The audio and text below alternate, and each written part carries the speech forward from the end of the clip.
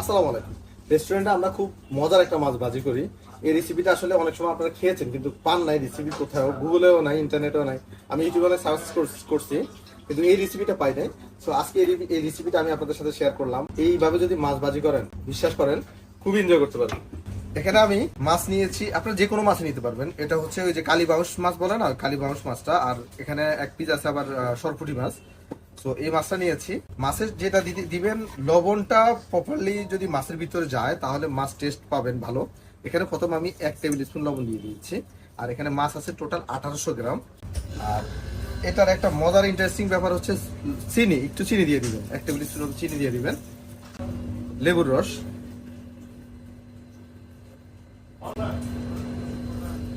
লেবুর রস বেশি দেওয়া যাবে না। লেবুর রস দিবেন হচ্ছে আপনার যদি বড় লেবু হয় অর্ধেক দিবেন, আর ছোট লেবু হলে একটা পুরা দিবেন। আমার লেবুটা খুব ছোট ছিল, একটা লেবু পুরাটাই দিয়েছি, কিন্তু রস খুবই কম ছিল। আর আপনি যদি টেবিল স্পুনে মেপে রস দেন সেক্ষেত্রে 1 টেবিল স্পুন রস দিলে চলবে এই মেজারমেন্টের সাথে, তাহলে হবে। অতিরিক্ত দিলে বেশি টক হয়ে যাবে। তারপর এটা কি করবেন, ভালো করে একটু মাখিয়ে নেবেন। মাখিয়ে 10 থেকে 15 মিনিট রেখে দিবেন। তাহলে কি হবে, লবণ, লেবু রস এবং সুগার মাছের ভিতরে প্রপারলি ঢুকবে। তারপর আপনি মাছ যে স্টাইলে ভাজেন না কেন, মাছের টেস্ট কিন্তু আপনার ডাবল হয়ে যাবে। এটাই কিন্তু মেন সিক্রেট। এটা নেক্সট স্টেপে মশলাগুলো রেডি করবেন কিভাবে সেটাও আমি দেখাচ্ছি। আমি এটা মাখিয়ে রেখে দেবো 10-15 মিনিটের জন্য। এর ভিতরে আমি মশলাটা রেডি করে ফেলতেছি। তারপরে এখানে আমি 60 গ্রাম ধনিয়া পাতা নিয়ে নিয়েছি। সসটা খুব স্মুথলি পেস্ট করতে হবে, এজন্য ধনিয়া পাতাগুলো একটু ভেঙে দিয়েছি। আর এখানে একটা রসুনের কোষ দিয়ে দিয়েছি। রসুনের কোষগুলো অবশ্যই স্কিনটা ভালো করে ফেলে দিবেন। আর কাঁচামরিচ আপনার জাল যেমনটা পছন্দ করেন তেমনটা দিতে পারেন, একটু কম বেশি করে দিতে পারেন। আমি এখানে 15-20টা কাঁচামরিচ দিয়েছি। তারপর এখানে আমি বেসন দিচ্ছি 1/4 কাপ। আপনারা যদি বাসায় বেসন না থাকে কর্নফ্লাওয়ারটা ইউজ করতে পারেন। আর ময়দা ইউজ করবেন না, ময়দা ইউজ করলে বেশি হার্ড হয়ে যায়। কর্নফ্লাওয়ার দিচ্ছি 1/4 কাপ থেকে একটু কম। লবণ দিচ্ছি 1 টিস্পুন। লবণ বেশি দেওয়া যাবে না, কারণ লবণ অলরেডি মাছে দেওয়া আছে, সো লবণ বেশি দেওয়া যাবে না। আর বেকিং পাউডার দিচ্ছি 1 টিস্পুন। এটা বেকিং সোডা না, কিন্তু বেকিং পাউডার। আর আমি যে জিনিসটা দিব সেটা হচ্ছে, এটা সে আমার হাতে বানানো মাছের মশলা। এটা অলরেডি এত রিভিউ ছিল, বিভিন্ন রেস্টুরেন্টে অলরেডি মশলা নিয়ে বিভিন্ন ধরনের মাছ আইটেম রান্না করে, কারণ এই মশলা দিয়ে সব ধরনের মাছ রান্না করা যায়, মাছের কাবাব তৈরি করা যায়। আপনারা যদি এই মশলা সংগ্রহ করতে চান তাহলে সরাসরি স্পাইস গুরুর ডিসক্রিপশনে আমি নাম্বারটা দিয়ে দেবো, ওনাদের সাথে যোগাযোগ করে নিয়ে নিতে পারেন। আর একটা কথা বলে নিই, এই মশলা যে আপনারা নিতে হবে এমন কোনো কথা না। আমি শুধু তাদের জন্য, যারা খাবার প্রেমী এবং শৌখিন লোক, মশলা অ্যারেঞ্জ করতে পারেন না, তাদের জন্য এই মশলাটা অ্যারেঞ্জ করেছি। আর যারা শুধু মশলা ছাড়া এই যে এই রেসিপিটা তৈরি করবেন তারাও খুব এনজয় করতে পারবেন। টু বি অনেস্ট, আমি আপনাদের সাথে শেয়ার করি ভিডিওগুলা আপনারা যাতে রান্না শিখতে পারেন। আর মশলাটা হচ্ছে শুধু আপনার কি বলে শৌখিন খাবার প্রেমিক যারা আছে তাদের জন্য এই মশলা খাবারকে এক্সেপশনাল করবে, এই জন্য এই মশলাটা আসলে বাজারে আনা বা আপনাদের জন্য তৈরি করা। সো অন্যভাবে কেউ নেবেন না।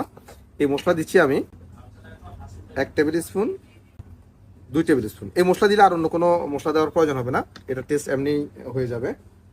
আর এটার সাথে পানি দিতে হবে, পানি আমি মেপে দিচ্ছি।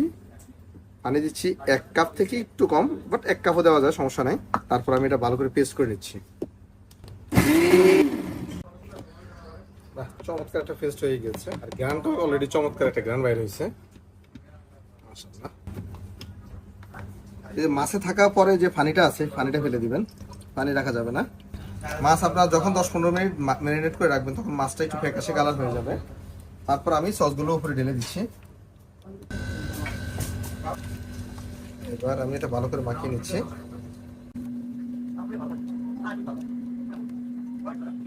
চমৎকার গ্রান। তারপর আমি এখন কুকিং এর নেক্সট স্টেপটা দেখাচ্ছি। আমি এখানে মাছ ফ্রাই করার জন্য একটা ফ্রাই প্যান ভালো করে হিট আপ করে নিয়েছি। তারপর সরিষার তেল দিয়ে দিচ্ছি একটু। আমি 2টা ফ্রাই প্যানে ফ্রাই করবো, এটা তো সরিষার তেল দিয়ে দিচ্ছি। আর তেলটা যখন গরম হবে, চুলার আঁচ কিন্তু বন্ধ করা যাবে না, চুলার আঁচ মিডিয়াম রাখতে হবে, অতিরিক্ত হিটও দেওয়া যাবে না। তারপরে যে দেখেন মাছটা ছাড়তেছি, মাছের কালারটাও চমৎকার হয়েছে। এই যে মাখিয়ে বিসমিল্লাহ।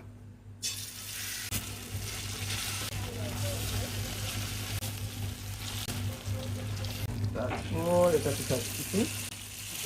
এই মাছটা ভাজার সময় মাছ দেওয়ার পরে কখনোই নাড়া যাবে না। এক পাশ যখন পরিপূর্ণভাবে ভাজা হবে তারপর ঘুরাবেন, তা না হলে কি হবে, এই যে উপরে যে লেজামটা আছে, যে খামিরটা আছে, সেটা কিন্তু ভেঙে যাবে, আর সেটা ভেঙে গেলে এই মাছের টেস্টটা পাওয়া যাবে না। এটা অলরেডি একটা সরে গিয়েছে, দেখলে বোঝা যায় এটা অটোমেটিকলি উঠে যাচ্ছে, দেখছেন? আর এটা যদি কাঁচা অবস্থা ঘুরান তাহলে কিন্তু আপনার এই লেজামগুলো ভেঙে যাবে, আর লেজামটা ভেঙে গেলে আপনার এই মাছের টেস্ট আর পাবেন না।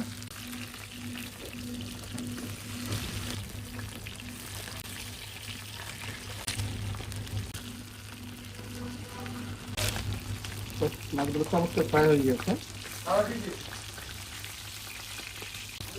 আপনার চাইলে কড়কড়া ভাজতেও পারেন, আবার আমি যেরকম বেশি ফ্রাই করেছি এরকমটাও করতে পারেন।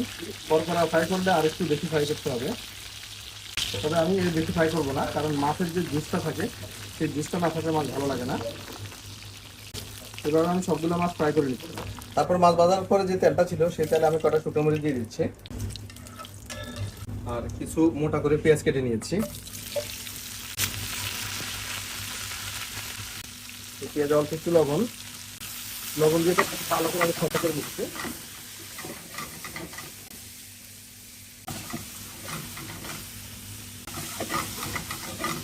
আর দিয়ে দিচ্ছি 1 টেবিল স্পুন মাছের মশলাটা।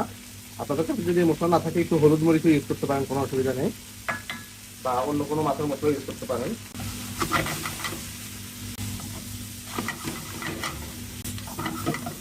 মশলাটা দেওয়ার পর দিয়ে একটা গ্রান আসছে না, এখন চুলার আঁচটা একেবারে হালকা করে এটা আমি ঢাকনা দিয়ে রাখি। ও চমৎকার চমৎকার।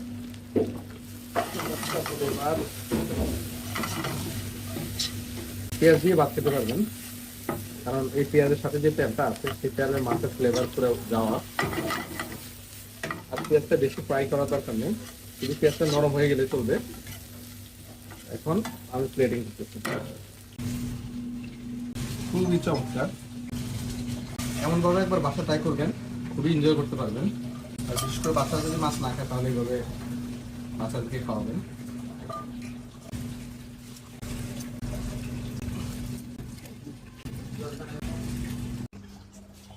এটা আসলে এমন একটা মাছ, দেখেন উপরে ক্রাঞ্চি আর ভিতরে দেখেন একেবারে জুসি। দেখেন মাছটা একেবারে জুসি থাকবে ভিতরে। এইভাবে যদি ফ্রাই করেন তাহলে মাছ খেয়ে একটা মজা পাবেন, মাছের যে স্বাদ সেই স্বাদটা পাবেন। অল্প একটু ট্রাই করে দেখি। বিসমিল্লাহ।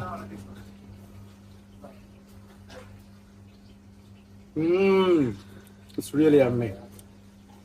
বিশ্বাস করেন এই মাছ দিয়ে বাচ্চারা যদি না খায় এভাবে মাছ ভাজি করে দিবেন, বাচ্চারা খুবই এনজয় করবে, আর বৃদ্ধরা তো খাবেই।